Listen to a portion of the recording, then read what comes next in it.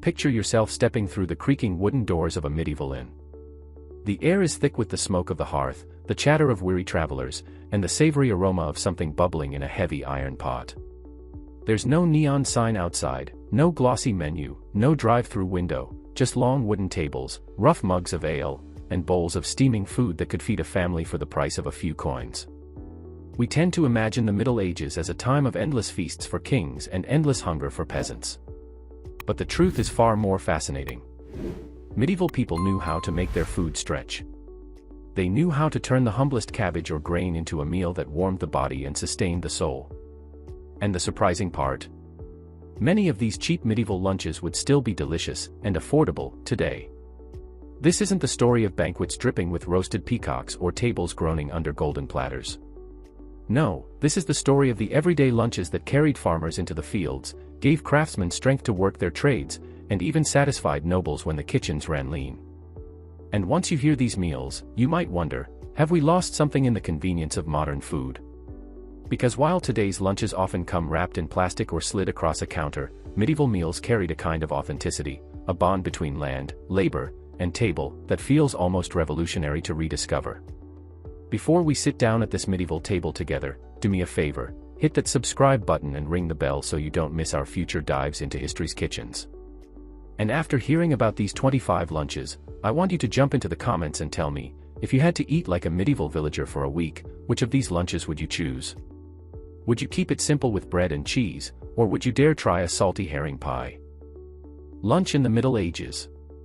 The word lunch didn't even exist in the Middle Ages the way we use it today. Back then, the midday meal was often called dinner, the biggest meal of the day, eaten after hours of morning labor. For peasants, it meant food that was portable, practical, and nourishing enough to carry them back into the fields. For townsfolk, it was a chance to eat quickly before returning to workshops or markets. For nobles, it could be elaborate, but still far humbler than the grand evening banquets reserved for celebration. Food was local because it had to be. Bread came from the grains grown nearby. Vegetables came from gardens or foraging. Meat, when available, came from the village hunt or a well-stocked larder. Preservation methods like salting, smoking, and pickling ensured that food could last through winters. Nothing was wasted. The bones flavored broth, the scraps went into pottage, and the stale bread became the base of hearty soups. And so, when we talk about medieval lunches, we're really talking about survival food turned into culture. These meals weren't just nourishment, they were stories of resilience, resourcefulness, and flavor born from necessity. Now, let's journey through 25 medieval lunches that were cheap then, and would still be clever, affordable options today. 1. Pottage, the eternal stew of the Middle Ages. If there was one dish that defined medieval eating, it was pottage. Imagine a thick, ever-changing stew simmering in a pot over the fire, day after day, never really ending, only being added to. That was pottage. For peasants, it meant survival. They threw in whatever they had, cabbage one day, carrots the next, beans whenever they were in season, and maybe a bit of bacon or bone if fortune smiled. The result was never the same twice, yet always familiar. Cheap, filling, and endlessly adaptable. For nobles, pottage became fancier. Cooks added spices, herbs, or chunks of meat, turning it into something closer to a luxury. But the principle remained: stretch the ingredients, feed everyone, and waste nothing. Think about it, one pot, one fire, and a rotating cast of ingredients. It was the ultimate budget meal, medieval style. Today, if you've ever eaten vegetable soup that lasted 3 days in the fridge, you've basically tasted pottage. 2. Barley bread and cheese, the worker's meal. Grain was the backbone of medieval diets, but not everyone could afford wheat. Barley was cheaper, hardier, and more widely available. Barley bread was dense, dark, and filling, not the fluffy white loaves of today. Pair that with a wedge of local cheese, and you had a lunch carried in the satchels of farmers, masons, and shepherds alike.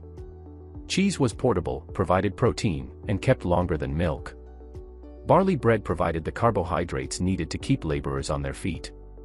This was the definition of simple, affordable sustenance.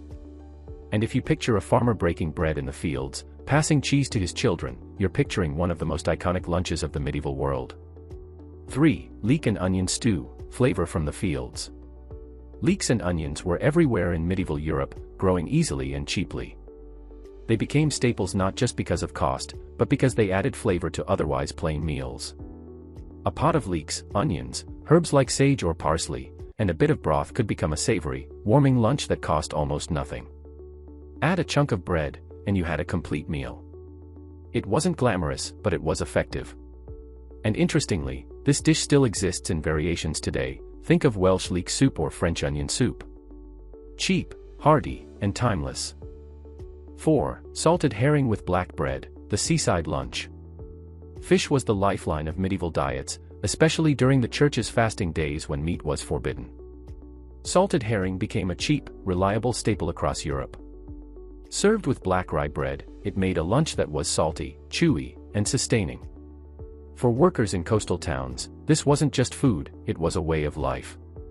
Trade routes carried barrels of herring far inland, feeding peasants hundreds of miles from the sea. Today, it might sound strange, but in the Middle Ages, salted herring was as common as sandwiches are for us. 5. Cabbage and pea soup, the peasant's comfort. Cabbage was cheap, hearty, and available for much of the year. Peas, meanwhile, were protein-rich and easy to dry for storage. Together, they made a soup that was nourishing, cheap, and easy to cook in large quantities. This was the kind of food that kept families alive through lean winters. A pot of cabbage and pea soup could feed children, workers, and even be stretched with bread when times were hard. Simple, yes. But when eaten steaming hot on a cold day, it was more than food, it was comfort. 6. Meatless lentil pottage, protein for the poor. Lentils were a favorite in monasteries, where fasting rules required meals without meat. But they were also beloved by peasants, who valued them for being cheap, filling, and nutritious. A pot of lentils simmered with herbs, carrots, or onions became a hearty dish that could carry someone through long hours of labor. Unlike meat, lentils stored well and didn't spoil quickly. Today, lentil soups and stews remain staples around the world. But in the Middle Ages, this dish was survival food, and one of the cheapest, healthiest lunches available. 7. Fresh rye loaves with butter, rustic comfort. Bread was eaten every single day. For peasants, fine wheat bread was rare, rye bread was the norm. Dense, dark, and sour, it carried a tangy flavor that filled bellies. Butter, churned fresh from local dairies, was a luxury for some but common enough in farming communities. Spread over rye bread, it became a rustic but deeply satisfying lunch. This was the medieval version of fast food, quick, portable, and comforting. It might sound plain, but to someone working 14 hours in the fields, it was perfect. 8. Ale braised root vegetables, turning cheap into flavor. Ale wasn't just for drinking. It was cheap, widely available, and often safer than water. Medieval cooks used it to braise root vegetables like turnips, parsnips, and carrots, turning them into flavorful, tender meals.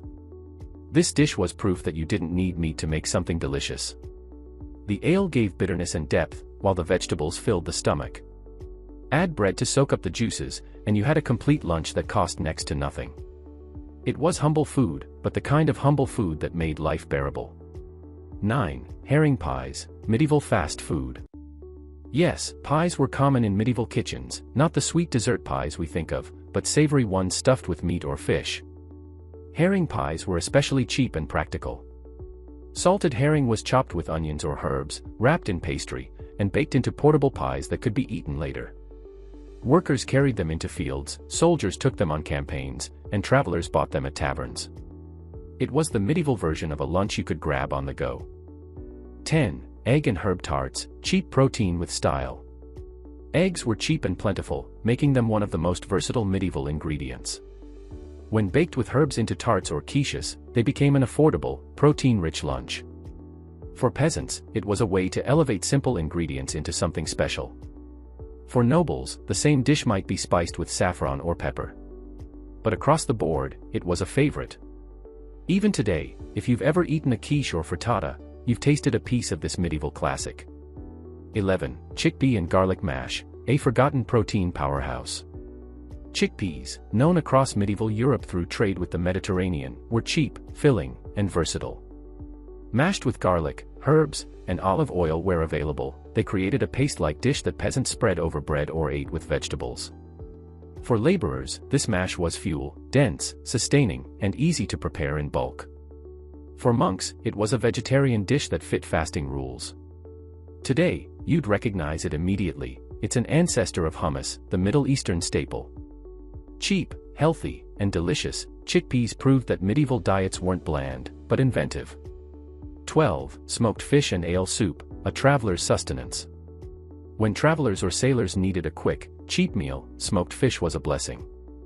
It kept for weeks and could be dropped into a pot with ale or water to make a fast soup. This dish wasn't luxurious, but it was practical. It warmed the body and stretched the protein further than eating fish alone.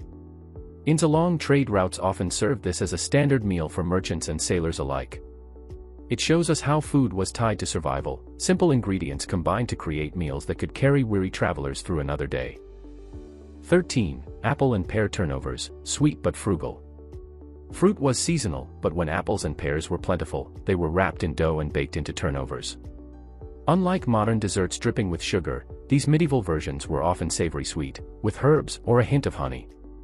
For peasants, turnovers were a way to preserve fruit longer and turn it portable. For wealthier folk, they were a chance to show off a little flair. Either way, it was a cheap, comforting lunch that could travel in a satchel or be eaten cold in the fields. Even today, apple hand pies carry echoes of this medieval invention. 14. Buckwheat pancakes with honey, a rural treat. Buckwheat grew well in poor soils, making it a common grain for rural families. Mixed into pancakes and drizzled with a touch of honey, it created a filling, cheap lunch that blended sweet and savory. Farmers valued buckwheat because it stretched the food supply. Pancakes could be cooked quickly on a griddle and carried to the fields. With honey, nature's sweetener before sugar became common, the dish felt almost like a luxury. It reminds us that even the poorest households found ways to bring joy to their tables. 15. Pea and bacon pottage, the rare upgrade. While peas were cheap and common, bacon was precious. When a family could add even a small amount of salted pork to a pea stew, it transformed the meal from ordinary to extraordinary. The smoky richness flavored the whole pot, making it taste far more indulgent than its cost. For peasants, this was a rare treat. For nobles, it was an everyday dish, dressed up with spices. It showed how one small ingredient, bacon, could lift a cheap dish into something memorable. 16. Oat gruel with dried fruit, the portable energy bowl. Oats were cheap, widely grown, and perfect for porridges or gruels. For lunch, oats simmered with water or milk and enriched with dried fruits like raisins or figs made a sustaining, affordable meal. This dish was the medieval version of an energy bowl. It provided slow-burning fuel for laborers and could be prepared in large batches. With dried fruit, it carried a touch of sweetness that broke the monotony of savory stews. It's no coincidence that oatmeal still holds its place today as a cheap, filling staple. 17. Eel pies, the river's bounty. Eels were abundant in medieval rivers, making them one of the cheapest and most accessible proteins. Wrapped in pastry and baked into pies, they became a common lunch, especially in England. While it may sound unusual now, eel pies were loved by nobles and peasants alike. They were portable, affordable, and surprisingly tasty. In fact, records show that London had entire markets devoted to selling eels. Today, the idea of eel pie might seem exotic, but back then, it was just everyday food. 18. Mushroom and herb stew, a forager's lunch. Not all food came from farms.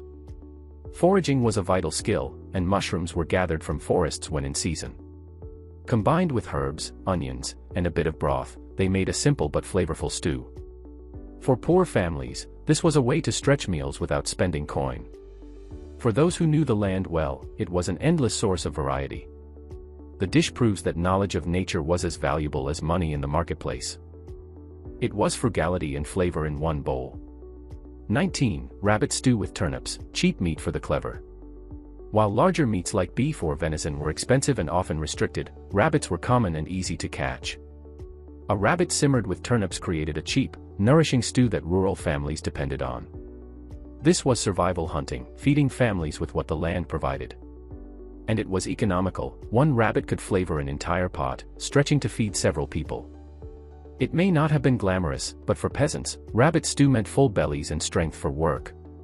20. Ale-soaked bread with onions, the quick fix.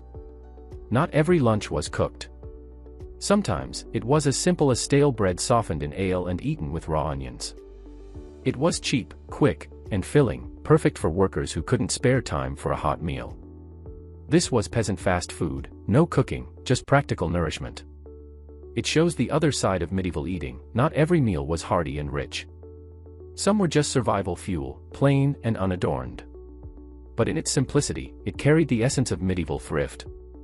21. Herb and cheese pastries, monastic lunches. Monasteries were centers of learning, worship, and food culture. Monks often baked pastries filled with herbs and cheese, both affordable and sustaining. These could be eaten quickly between prayers and chores, making them ideal lunches. Cheap to make, easy to store, and flavorful, they became a staple in religious communities. For peasants who worked in abbeys, it was sometimes the only taste of such food they'd enjoy. The influence of these pastries reached far beyond the cloisters. The herbs often came from monastery gardens, where monks cultivated plants not just for food but for medicine. Cheese, made from local milk, added richness and protein. Together, they offered nourishment that reflected both spiritual discipline and practical living. Over time, this balance of thrift and taste shaped regional cuisines, with herb-filled pies and pastries remaining popular long after the Middle Ages ended. It proves how much monasteries influenced culinary traditions that still linger today. 22. Boiled beans with mustard, the spicy twist. Beans were everywhere in the medieval diet, providing protein and bulk at a low cost. But with the addition of mustard, cheap to grow and widely available, the dish gained a sharp, fiery flavor. A bowl of beans with mustard was more than filling, it was exciting. It added variety to otherwise repetitive diets and reminded people that flavor mattered just as much as fuel. What made mustard so important was its accessibility. Unlike exotic spices imported at high prices, mustard could be grown locally in cottage gardens or monastery plots. It gave the poor a way to brighten their meals with spice usually reserved for the wealthy. Boiled beans, often eaten day after day, transformed into something lively with just a spoonful of mustard paste. This small touch reflected a larger truth of medieval cooking. Ingenuity turned limited resources into meals that were satisfying, memorable, and even comforting.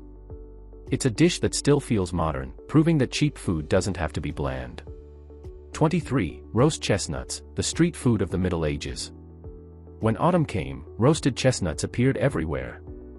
Cheap, plentiful, and portable, they were the medieval version of street food. Workers ate them on the go, children carried them in pockets, and merchants sold them hot in marketplaces. They were nutritious, tasty, and above all, affordable. Chestnuts were more than just a snack, they were tied to seasonal rhythms and community life. Markets filled with the smoky aroma of roasting nuts, drawing people together. Families roasted them at home, while vendors turned them into a quick profit on busy streets. They offered energy for laborers and sweetness for children, bridging the gap between necessity and enjoyment. Their popularity showed that even in an age of scarcity, people valued food that was social as well as practical. This snack reminds us that even in the Middle Ages, food culture extended beyond the home. Street food was alive and well, centuries before the food truck. 24. Cold-boiled eggs with bread, the travel lunch. For travelers, soldiers, or farmers in the fields, few lunches were as practical as boiled eggs and bread. Eggs were cheap, portable, and lasted several days if kept cool. Pairing them with bread created a balanced, affordable meal that could be eaten anywhere. It wasn't fancy, but it was reliable, a lunch that crossed class lines and sustained people in every walk of life. What made this combination so enduring was its sheer adaptability.